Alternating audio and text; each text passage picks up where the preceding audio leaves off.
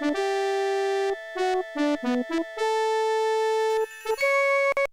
is Captain Bivander Zane of the Alassi frigate interdiction.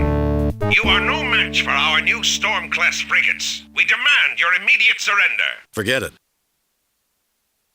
I believe that you humans have a fantastic expression. Your choice, your funeral. Goodbye, Enterprise. No matter how good your ships are, they're still being captained by lice-ridden Alassi hypocrites. I would lose all self-respect surrendering to a person like you. This is typical of the twisted rhetoric of the Federation that oppresses the freedom-loving pirates of the Alassi. I shall gladly strike a blow against Federation arrogance and oppression. Captain, I'm James Munroe, commander of Espoir Station. We witnessed your battle against the Alassi. They've bothered us a lot in the last few weeks. We're very grateful. Do you mind if we come down and take a look at your station? Really? Then why haven't you filed reports with Starfleet? We filed reports. We've received no communication from Starfleet in 2 weeks. We were wondering if someone wasn't jamming our transmissions.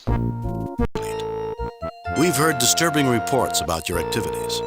We've come to take a look at your research. Disturbing reports? From whom? Our research has been approved by the Federation, and we're closely monitored. We're sending our coordinates. If you wish to discuss this in person, we'd be more than happy to receive you. Beam on down. You won't get away with this.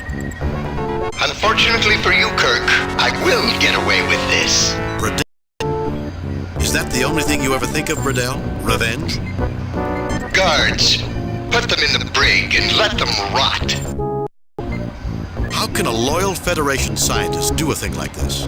Dr. Munroe's loyalty to the Federation is more tenuous than you believe, Kirk.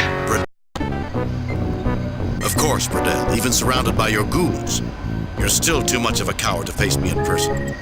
Guards, put them in the brig and let them rot. What's on your mind, Captain? Dr. McCoy, he's very sick. Oh. Captain, please don't insult my intelligence. That's the oldest trick in the computer. All I need to do is bring a medical tricorder down and I can find out how sick Dr. McCoy is without having to enter your cell. McCoy suffers from a rare illness that doesn't show up on the medical scan. Nice try, guys. You wouldn't happen to be related to Bivander Zane by any chance? Yes. He was my father. Then you should know that Breddell is insane. It doesn't matter. The only thing that counts is that I perform my duty. What about conscience? Would a threat to billions of lives persuade you to abandon this lunatic? What in the galaxy are you talking about? We came to Espoir because a starship returned from the future and told us that in 8 days the Federation would be destroyed. We tracked the starship's course to this system. I believe that Breddell is about to do something that will have cataclysmic consequences. I suppose you're prepared to offer proof. I give you my word as a Starfleet officer. Captain, you may believe what you're saying, but I need more than that if you want me to betray my people. I'll keep my ears open, but I think I better not talk with you any further on this. You know what a maniac Breddell is. How can you doubt that he's up to something? Sensational and unsubstantiated reports are not evidence, nor do I allow myself to be swayed by them. I think our conversation has come to an end. Maybe Breddell himself has said something about the scope of his latest project. There was... When Vas Breddell was last on this station, he was in an unusually good mood. I asked him who suffered to put him in that mood, and he told me that a second Big Bang was going to happen in a month, and he hoped to be back at Espoir for the festivities. A second Big Bang? He was drunk at the time, and I didn't really pay much attention. Breddell's sons have a tendency to exaggerate, but what he described does match the time frame you mentioned. Help us stop it. You know it must be stopped. You're asking me to betray my command, to go against everything I've ever believed in. Yes, I am. You think you could live with yourself if Breddell does what he's planning, even if you do survive? Probably. But the part of myself that I most admire would be destroyed. I'll turn off the force field. Your weapons, communicators, and tricorders are stored in the lockers in this room. I'll try to convince security to turn against Breddell. Thank you, Mr. Sheme. If you're right, I'm a traitor. If you're wrong, I'm a traitor and a fool. Somehow I can't say I'm pleased at either one. I can't reveal my information, but I have strong reason to believe that Breddell is planning something that will destroy many billions of lives. Help us, please. Captain, if you can't trust me with your information, then I'm not going to betray my friends and my duty. I'll keep my ears open, but as far as I'm concerned, this conversation is at an end. Why don't you try coming inside for a moment? Let's see how tough a security officer you are. Starfleet captains aren't stupid. And if you've been on Vardane, you know our physical strength and fighting skill. I don't normally back down from a challenge, but I'm not going to respond like a simpleton. And what do you think of your father's death? How do you think I felt? I called him my friend. He had the courage of his beliefs. I am glad that someone has good memories of him. I cannot believe that Menao Sheme's son would blindly follow Breddell. You're goading me, Captain. I don't respect that tactic. I have memories of a man of honor and compassion on a world that did not always admire those qualities. A man whose respect for life caused him to intercede when our landing party faced summary execution, when it would have been easier for him to let us be killed. I suppose he deserves to be repaid for his kindness. I'll help you, Captain. You should have had one of the finest men I've ever known as a father, and instead, you were raised by a monster like Breddell. I pity you. Pity is one of the least useful emotions, Captain, especially when I'm out here and you aren't. For what it's worth, though, I will regret your death. It must have been difficult having people constantly saying that you are a traitor's son. How many times did Breddell say that to you? Actually, Breddell had other things to do. Of course, there were his sons. Help me to defeat him, Menao Sheme. No, Captain. I will not become a traitor. A charming family. I don't know whether to admire your dedication or scorn your loyalty to someone who hates you. I really don't care how you feel, Captain. I'm your guard, not your punching bag. Menao, you realize that Breddell is planning something terrible, don't you? There was... When Vas Breddell was last on this station, he was in an unusually good mood. I asked him who suffered to put him in that mood, and he told me that a second Big Bang was going to happen in a month, and he hoped to be back at Espoir for the festivities. A second Big Bang? He was drunk at the time, and I didn't really pay much attention. Breddell's sons have a tendency to exaggerate, but what he described does match the time frame you mentioned. Help us stop it. You know it must be stopped. You're asking me to betray my command, to go against everything I've ever believed in. Yes, I am. Do you think you could live with yourself if Breddell does what he's planning, even if you do survive? Probably.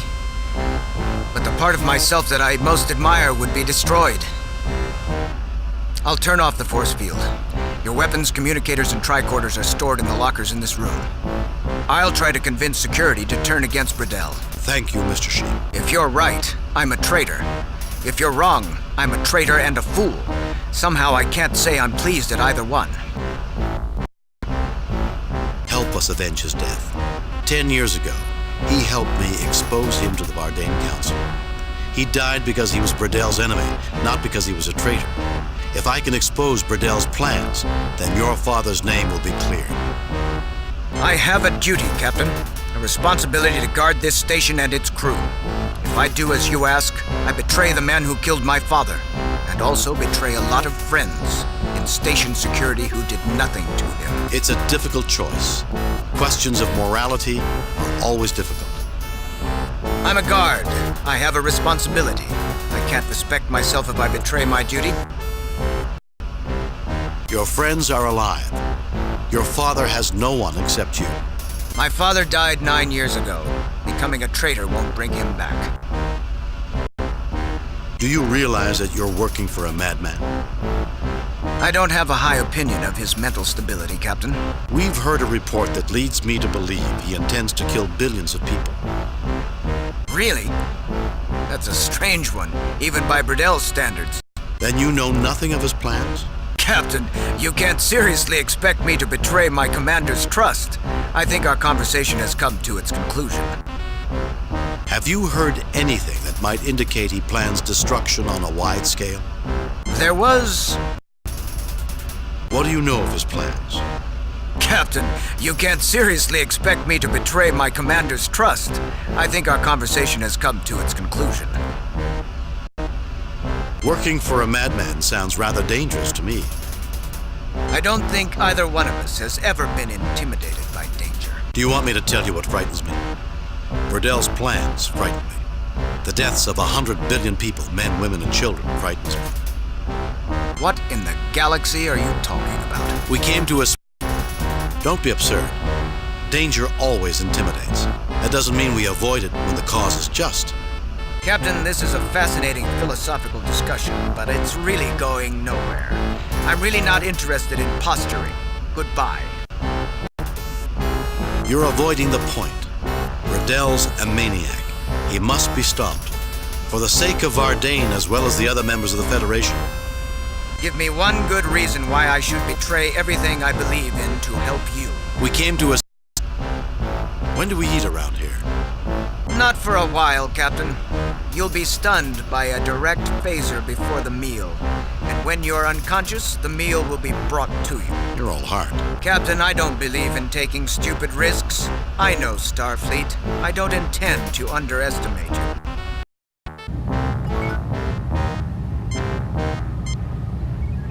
It looks like you're a little off target, Jim. Captain, they might track us by phaser discharges. I strongly recommend against using them unless absolutely necessary.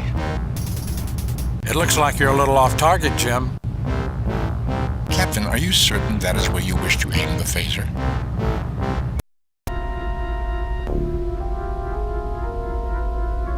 Jim, I don't think this is a time to be sleeping on the job. It's locked. This chair looks comfortable. Well, I wonder if there's anything useful in this data bank. Negative, Captain. The database contains common entertainment and informational programs. It does not access any of the station's other computers.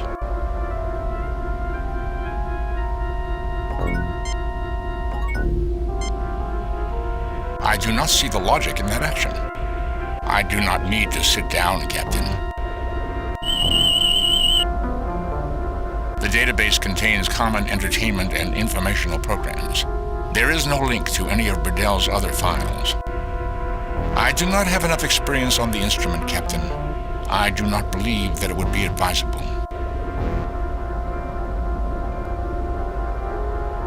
I am unable to unlock it, Captain. It has a brain path scan lock. Only someone with specific brain patterns could unlock this. I don't understand any of this, Jim. Oh, that looks comfortable. These Vardane aren't Spartans, Jim. Jim, have you ever heard me play the violin? No, Bones, why? If you had, you wouldn't let me within 10 kilometers of a musical instrument. Mother McCoy didn't raise her baby boy to be a safecracker, Jim. I wonder how much medical information are in these files.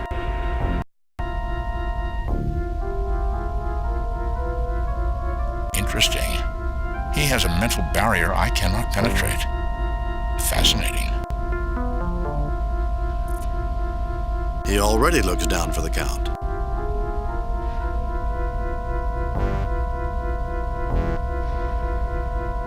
He looks sick, Jim.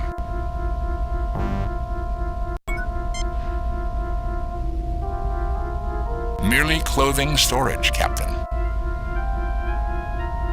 Wool. I guess wolves do dress up in sheep's clothing. The inventory just registers articles of clothing.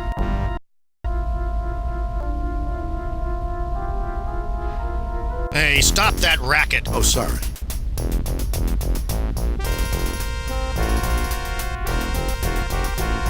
If I wasn't feeling so sick, I'd nail you.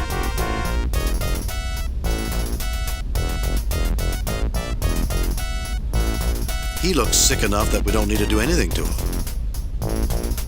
I'd need to get him to the ship to be sure, but I'd say he needs a lot of rest, and his custom-engineered biosystems will probably generate the necessary antibiotics needed to get over this. Given his apparent physical weakness, I do not believe it will be necessary to subdue him.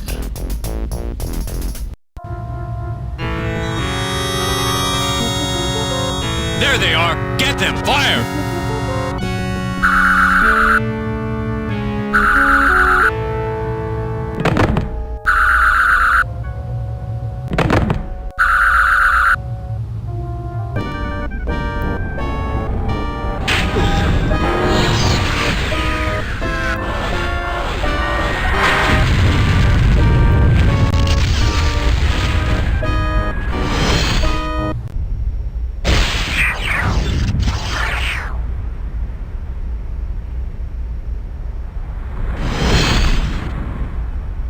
Enterprise, this is Captain Luke Rayner of the USS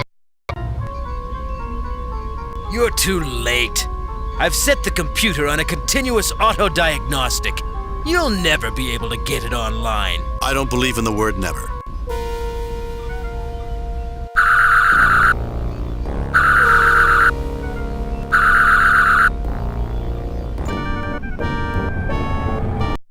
Try Knight to King Level 1.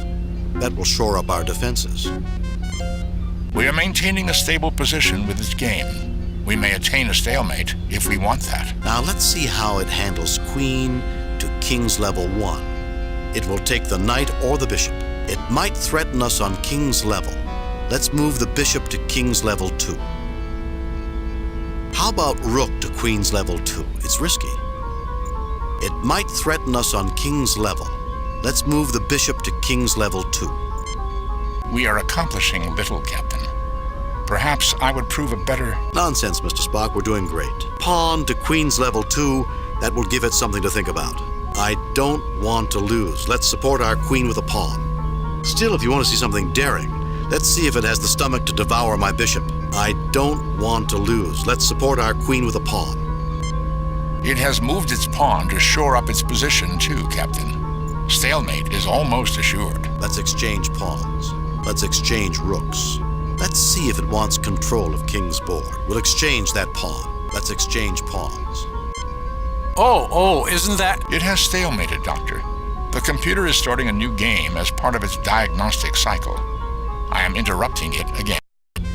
Try Queen to Queen's Level 2. Let's sacrifice our Queen to take that Knight.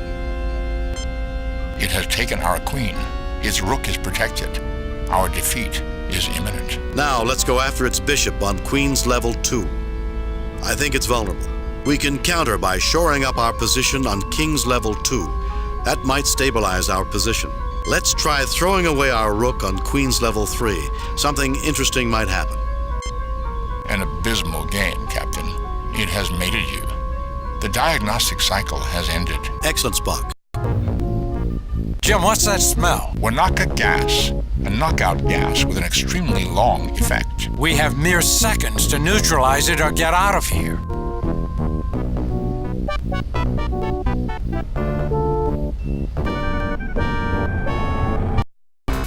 What's your name, mister? You're Derek Kamend. And you're James Kirk. And you're Spock. And you're McCoy. McCoy! My apologies. Tell me, Captain, what do you want? I need you to help me stop this madness. Breddell is leading all of us into destruction. He plans to destroy the Federation. I trust you have evidence to back this claim. To free my ship and leave peacefully. Unfortunately, Captain, we are on opposite sides of this matter. To take care of Breddell once and for all. Unfortunately, Captain, we are on opposite sides of this matter. You're not so bad yourself. What are you doing, lowering yourself by working for a lunatic like Breddell? Breddell pays me to guard the station. I am bound by my class code to obey him. And suppose I provided evidence that he plans something that will result in the destruction of your planet. Well then, according to the Vardane class code, I would be required to rebel. Show me the evidence and I'll cooperate, but I don't expect my guards to neglect their duties in the meantime. Pacers on stun.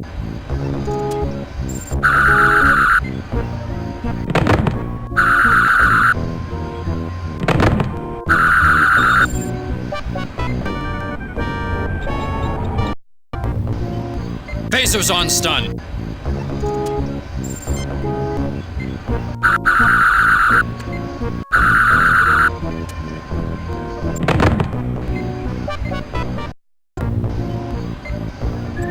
We have nothing to say. If you execute us, the Vardane Code requires you to inform our family. The mortuary frequency is bandwidth 54.37 centimeters. Aim your transmission at Mount Arius on Vardane. Failure to comply will result in a blood feud between my family and yours until either has been completely destroyed. A charming culture. Surrender or die. Surrender. Or we'll phaser the airlock and we'll all go flying out together. The airlock is closed. You can't phaser it open. Surrender or else. I guess it's or else. Spock, fire.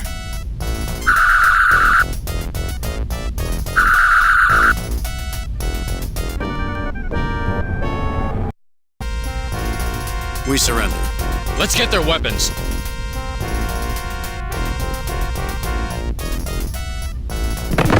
Seven with one blow. An exaggeration, Doctor. Come on, you two.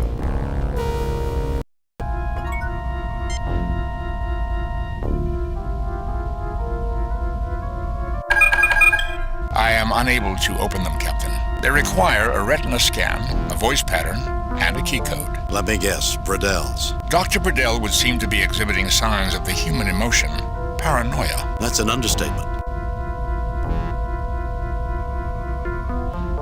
Spock, could we use this system to give them some sort of erroneous message about their cosmic ray filter? Make them believe it's about to collapse?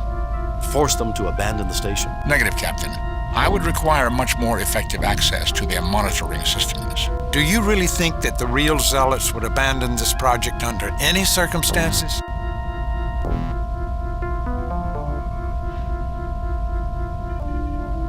Spock, remove the atmosphere. The atmosphere has been pumped out. Magnetic locks are keeping the transport in place, Captain. Spock, open the outer door.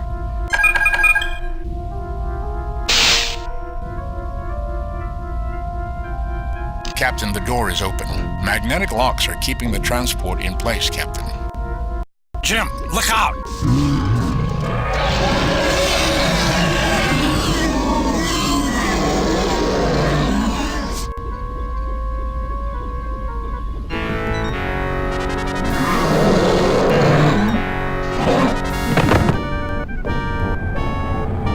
Jim, look out!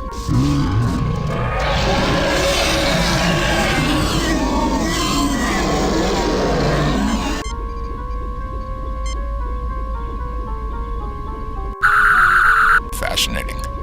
Breddell has made it resistant to tissue disruption.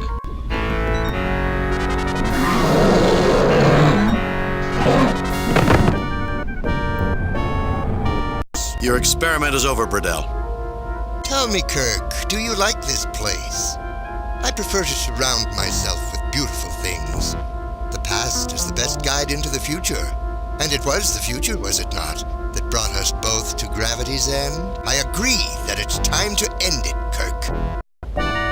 You don't honestly think you can defy the three of us, do you, Breddell? Everything is already in motion, Kirk. The three of you are irrelevant. Your star fleet is irrelevant. The universe will be better without you.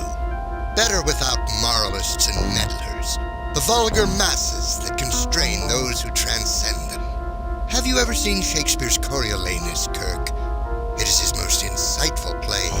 A tale of greatness destroyed by pettiness. It shall not happen this time.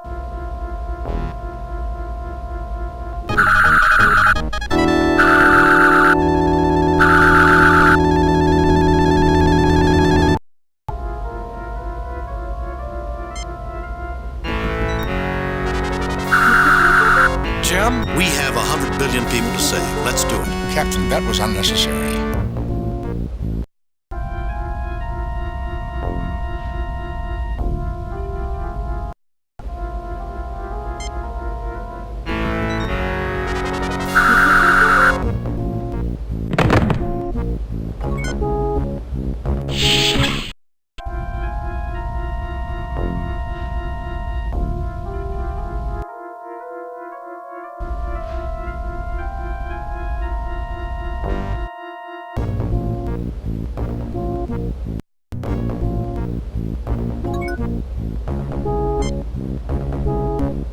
read it.